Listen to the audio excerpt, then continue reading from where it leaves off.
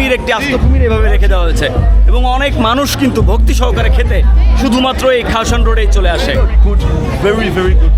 ওকে, যত ধরনের পোকামাকড় আছে সবই আমার কাছে মনে হচ্ছে যে এখানে তারা ভাজি করে খায়, মানে বিছা, তারপরে আপনার হচ্ছে চেলা, তেলা পোকা।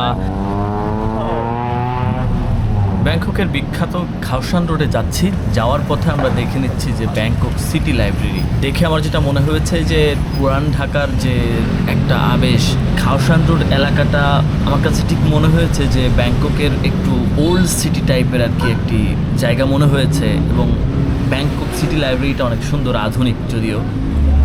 এই যে এই গাড়িগুলো কিন্তু এই শহরে খুবই চলে। দেখেন এখানে কিন্তু আপনি মোড়ে মোড়ে গেলে আমাদের যেমন রিক্সা পাওয়া যায়, এদের এখানে টুকটুক, এটাকে টুকটুক বলে। Hello, what is the Khaosan road? ব্যাংককের খাওসান রোড ব্যতিক্রমী খাবারের জন্য পরিচিত। আমরা আজকে এই পুরো রাস্তায় কী ধরনের খাবার কি পাওয়া যায় সবই আপনাদেরকে জানাবো। এখানে একটি আস্ত কুমির রয়েছে। কুমিরটা কিন্তু বিশাল আকৃতির একটি কুমির, এখানে কিন্তু ঝুলিয়ে রাখা হয়েছে। এখান থেকে কেটে কেটে কিন্তু বিক্রি করা হয়। আমরা আপনাদের দাম জানিয়ে দিয়েছি। এখানে কিন্তু অনেক মানুষ সামনে রয়েছে, ফ্রাই করে খেতে পারবেন। মানে আপনি রাস্তায় ঢুকলেই শুরুতে হাতের ডানে দেখবেন যে কুমির, একটি আস্ত কুমির এভাবে রেখে দেওয়া হয়েছে এবং অনেক মানুষ কিন্তু ভক্তি সহকারে খেতে শুধুমাত্র এই খাওসান রোডেই চলে আসে। Where are you from? Where are you from? Everywhere, bro. Where you from? India. India. Where you from? No, you from India. Oh no, we are from Bangladesh. Oh, from Bangladesh. Bangladesh. You? I'm from everywhere, bro. Everywhere. Say hello. Say hello. Hey, Pablo. খাওসান রোডের সবচেয়ে আলোচিত খাবারের তালিকায় রয়েছে কুমিরের মাংস। সাধারণত grill বা ভাজি আকারে অনেকটা কাবাবের মতো কাঠিতে গেঁথে বিক্রি করা হয়। পাশাপাশি এখানে সাপের মাংস পাওয়া যায়।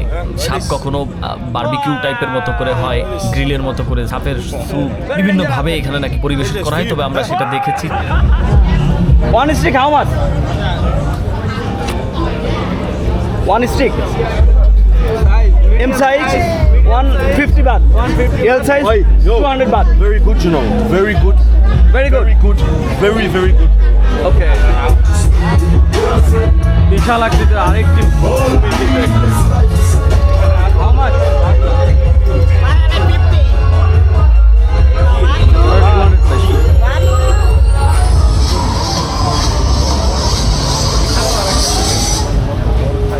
ভাজা ঝিঝি পোকা রয়েছে এখানে, ঘাস ফড়িং, রেশম যে লার্ভা, মানে তেলা পোকা, ছোটো ছোটো যে সাদা সাদা বড় বড় পোকা থাকে, যেগুলো হচ্ছে ওই যে বিভিন্ন পচা জিনিসের মধ্যে হয়ে থাকে, বা বিভিন্ন যে মানে এই যে পোকামাকড়গুলো কিন্তু এখানে ফ্রাই করে রেখে দেওয়া হয়েছে। এবং সাধারণ মানুষ ওখানে যারা এগুলো খায় তারা কিন্তু খুব আকর্ষণীয় সেগুলো কিনছে, কেউ খাচ্ছে। মানে এগুলো দেখতেও যেন কেমন আমার গায়ের ভিতরে যখন ছিনছিন করে উঠছিল এগুলো যখন দেখছিলাম। যত ধরনের পোকামাকড় আছে সবই আমার কাছে মনে হচ্ছে যে এখানে তারা ভাজি করে খায়। মানে বিছা, তারপরে আপনার হচ্ছে চেলা, তারপরে ওই যে সরীসৃপ জাতীয় যেসব, মানে কি নাই এখানে, খুবই বাজে একটা জায়গা।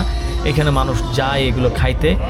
আমিও গিয়েছিলাম দেখতে, কিন্তু খুবই জায়গাটা এত নোংরা মনে হয়েছে আমার কাছে। এখান থেকে আমি যত দ্রুত পেরেছি এখান থেকে সটকে পড়েছি।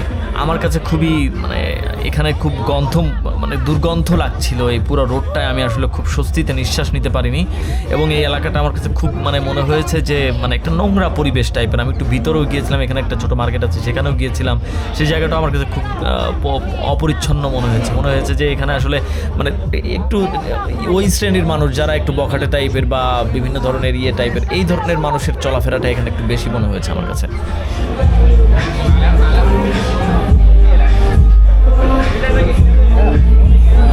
বিছা, আর এখানে কাঁকড়া, মাকড়সা, সাপ, মাকড়সা, আর এখানে সাপ। How much? 500. 500, one piece. এই খাওসান রোড কিন্তু যত রাত হয় ততই কিন্তু জমে ওঠে। এখানে শুধু যে খাবার বিক্রি হয় তা না, এখানে বিভিন্ন ধরনের অ্যালকোহল জাতীয় পণ্য কিন্তু এখানে পাওয়া যায়। ওকে, হাউ মাচ? 150. 150 baht. 50. 50. ওকে ওকে, মানে উনি কিন্তু গাঁজা বিক্রি করছেন এবং আমাকে অফার করছেন গাঁজা নিতে, এবং দাম বলে দিচ্ছেন 5 বাত। তার মানে বুঝেন কি অবস্থা। এখানে ভালো খাবারও আছে, মাশরুম সহ বিভিন্ন ধরনের যে হালাল খাবার, চিকেন আইটেম যেগুলো আছে সেগুলো এই রোডে কিন্তু পাওয়া যায়। এর বাইরে যারা এইসব পোকামাকড় বা কুমির বা সাপের মাংস খেতে চান তারাও কিন্তু এখানে আসেন। এখানে আপনি যদি আসেন, আপনি যদি কিছু খেতে যান, অবশ্যই ভাজি ফ্রাই আইটেমগুলো বাদ দিবেন, কারণ একই তেলের মধ্যে হয়তো বা দেখা যাচ্ছে যে ওই পোকামাকড়ও ভাজি করছে, তারপরে কুমিরের মাংস ভাজি করছে, ওইগুলো ভাজি করছে, আবার এই চিকেনও ভাজি করছে, আবার শুকরের মাংস ভাজি করছে। সো এগুলো আপনারা ভাজি মাংস এখানে খাবেন না, তবে ফ্রুটস আইটেমগুলো আপনারা খাইতে পারেন। তার মধ্যে সবথেকে ভালো হচ্ছে ডাব। নতুন নতুন স্বাদের অভিজ্ঞতা এখানে নিতে পারবেন। যদি আপনারা এগুলো খাওয়ার চিন্তা করেন তাহলে খাইতে পারেন, আর যদি না খাইতে চান তাহলে এখানে আসলে যাওয়ার দরকার নাই। খুব গন্ধ, পরিবেশটা অন্যরকম। এখানে খাবার শুধু পেট ভরানোর বিষয় নয়, মূলত এটি ব্যাংককের বৈচিত্র্যময় সংস্কৃতি, এটি অনেকটা বলা যায়। আপনাদের কাছে কেমন লেগেছে কুমিরের মাংস?